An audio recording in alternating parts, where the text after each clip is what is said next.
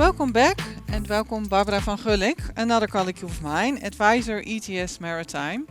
And you're going to tell us a bit more in depth about the monitoring plan itself.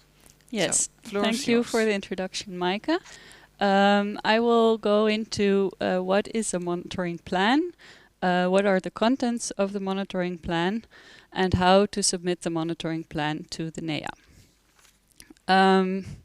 So that is part of this compliance cycle you've seen before. The deadline for submitting the verified monitoring plan is the 1st of April 2024. I will not go into the whole compliance cycle again. Robin has already discussed this slide about the responsibilities in the monitoring plan process. And basically in this presentation, I will go into the different steps of this, this slide. But first, what is actually a monitoring plan? Well, the monitoring plan forms the basis for monitoring the ship emissions. So you can compare it a little bit to a recipe. And if you follow the recipe correctly, then you will get a nice result. So the monitoring plan is in this case the recipe for a correct emissions report. So it should lead to correct monitoring of the emissions and also then lead to correct emissions data. And that will help with the transparency on emissions data of the maritime sector. So what should be in the monitoring plan? This is stated in an implementing regulation, and there are basically 6 parts. The revision sheet, the basic data, the activity data, the data gaps, management, and further information. I will go through these elements in the further sheets and highlight the new elements compared to the previous MRV, because most of you already have some experience with the MRV, so a lot of this might sound quite familiar. Please note that there are mandatory and voluntary fields in the monitoring plan. However, if you want to make use of derogations, it might be necessary to fill out some of the voluntary fields. So on to the contents. I will skip the revision sheet because it speaks for itself. So I will go to basic data. In the basic data table, you'll be asked to enter information about the company, the ships, the emission sources, fuel types, etc. And part of this basic data will be filled by the company data that you have already entered or still have to enter maybe in TETIS MRV. It is important to know that in the company information, you can only enter either the ship owner or the mandated ISM company, so no third parties.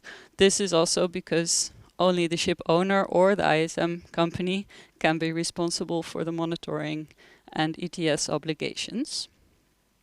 The contact person should be the person that is authorized to act on behalf of the company. And he or she should be accessible for contact by the NEa. And maybe you've hired an advisor or a third party is, how do you say, a third party is involved in making the monitoring plan, then you can add this other contact person in the table further information under part F. There are several new aspects in the basic data table. The slippage coefficients that are related to LNG ships, carbon capture and storage, procedures for determining the emission factors, and a procedure for determining the CO2 emission factor of biofuels. Then on to the activity data. This is largely unchanged in comparison to the previous MRV format. And basically it contains information on the voyages of the ship. So the list of voyages, the monitoring of fuel consumption, the distance traveled by the ship, the amount of cargo carried, or the number of passengers, and the time the ship has spent at sea. And then onto the section on data gaps. Sometimes things go wrong and then a data gap occurs. So data might be corrupted or have gone missing. So in this section of the monitoring plan, you enter how you will fill any of these data gaps that have occurred, for instance, in fuel consumption or in the distance traveled, persons carried, or time spent at sea. Of course, we don't want data gaps to occur, so there should be proper management procedures, and that brings us to section E of the monitoring plan, management, which is dedicated to all the procedures that you and your personnel will follow for proper monitoring of the ship's emissions. There are two new procedures in this section, namely the procedure for data flow activities and for risk assessment. And another important procedure that I will also touch upon later is that you describe how you will keep the monitoring plan up to date. I will skip section F, further information. This section will give you the opportunity to add information or documents that you deem relevant for the monitoring plan or the third party contact person. So on to how to make this monitoring plan. Well, basically, TETIS MRV is the only way to draft a monitoring plan. And there are two ways to use TETIS MRV. You can fill in the fields that are provided in TETIS MRV via the web page, or you can use an XML file upload, whichever suits you best. The shipping company makes one monitoring plan per ship. So if it has 200 ships under its responsibility, it will make 200 monitoring plans. And it is possible to clone certain parts of the monitoring plan, so you don't have to type out everything 200 times. The language of the monitoring plan, up until it is verified, it may be in any language you wish. However, we would like to receive a monitoring plan in English so that we can assess it, whether it's compliant. And we would like to receive the monitoring plans by the 1st of April 2024, but as Robin has pointed out already, this may not be possible, and we will be flexible in this deadline. There is one exception from this. For ships that are entering the European Economic Area for the first time, they have a different deadline, which is that they have to submit the monitoring plan to the NEa within 3 months of the port of call in the EEA. So now you have made a monitoring plan, and then it shall be verified. So the first step is to contract a verifier if you have not already. Most of you have experience with this. It should be a verifier that is accredited by a national accreditation body of an EU member state. And you may choose to have different verifiers, either for different ships or maybe now one for the monitoring plan and later another one for the emissions report. They can be different verifiers. The verifiers also worked via TETIS MRV. So you have to add the verifier to TETIS and submit the monitoring plan to the verifier via TETIS. You can see the button to do that. We've highlighted with the red circle. And if you haven't added the verifier to TETIS, you cannot click the submit to verifier button. It will not work. So that's a good check whether you've done everything properly. Then the verifier goes to work and it assesses the monitoring plan as satisfactory. Then you can continue to submit the monitoring plan to the Dutch Emissions Authority. And surprise, surprise, this is also done via Thetis MRV. Please note, it is the shipping company that submits the monitoring plan. So not the verifier, but the shipping company submits the monitoring plan to the NEa using Thetis MRV.